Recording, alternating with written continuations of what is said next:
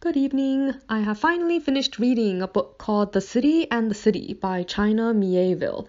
I say finally because I actually picked this book up several weeks ago, but got about halfway through it and got tired of it, so moved to reading a couple other things before recently deciding to pick it up again. So this is a police procedural type detective story. And it essentially focuses on a detective called Borlu, who's investigating the death of a woman who was discovered in a relatively shady part of a city called Mieville. So the setting is really what's unusual about this story. And I apologize if this is confusing because I guess it's really just a confusing kind of city. So Mieville and Okoma are essentially two cities that share a physical location but have entirely different cultures and legal systems, so they kind of overlap. So there are places in the city that are considered Mieville only, places in the city that are considered Okoma only, and then places that are different places in different cities. So if you are an Okoman person, then when you see this place, then you are treating it as whatever place it is in your city.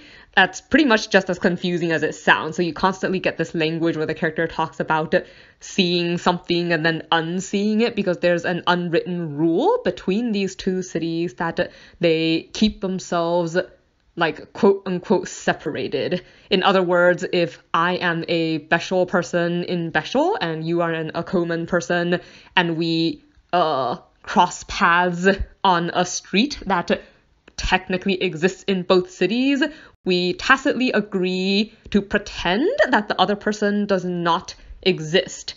And so there are certain places that are what they call cross-hatched. So there's, parts of it that are considered Okoman and parts of it that are considered Mieville.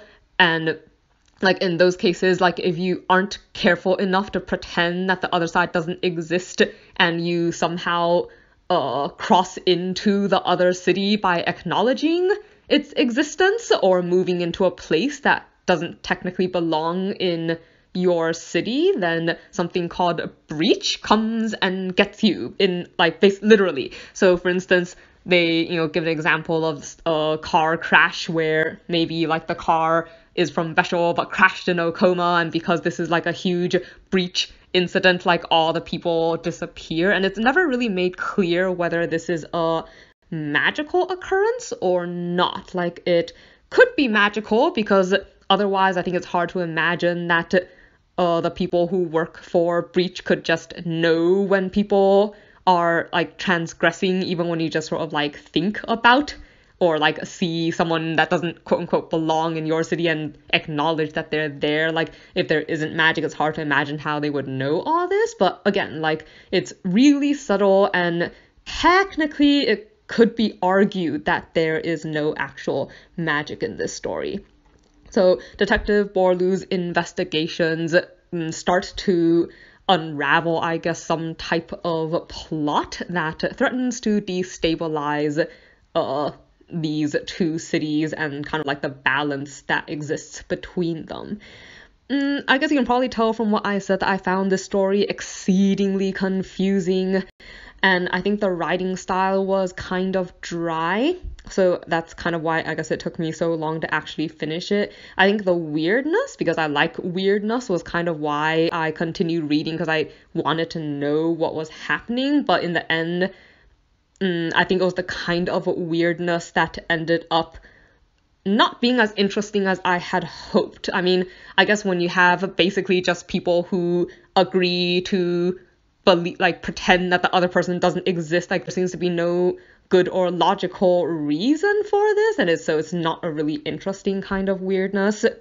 But as far as detective story go, it is a pretty traditional kind of investigation story. So in that regard, I guess if that's what you're looking for, then it might be worth trying.